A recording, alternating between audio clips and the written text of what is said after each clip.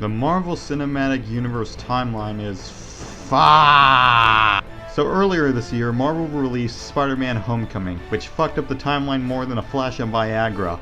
Since then, Kevin Feige has come out and said that there is an official timeline, stating, "All of that debate has made us go, okay, at some point, I'm not sure exactly when, we're going to publish a timeline and see what it all is."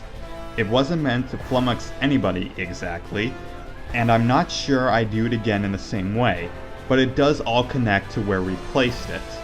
Other than very particular instances where there's a newspaper or verbal reference to the years, we never date the films. And I think there's a presumption, well, if the movie came out in November 2017, it must take place in November 2017, which is not the case.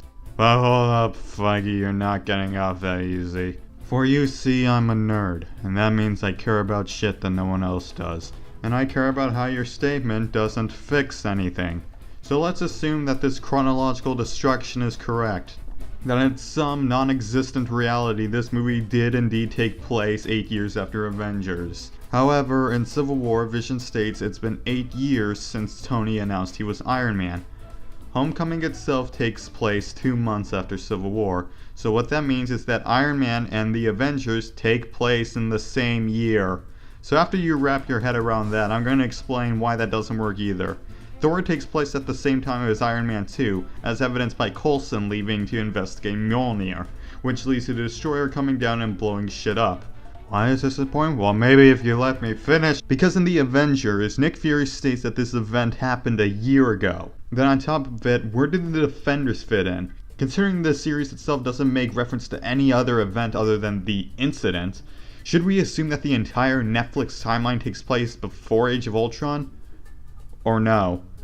If it didn't, wouldn't the Defenders' reputation be more well known and therefore more possible candidates for the Avengers? I mean, they picked Spider-Man off the streets. I'm getting off topic. Kevin, your timeline, it doesn't all fit.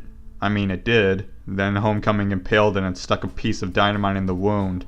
As much as I enjoyed these movies, save for one of them, the timeline isn't that consistent. I mean, it's better than others. But yeah, your timeline is fucked, Marvel.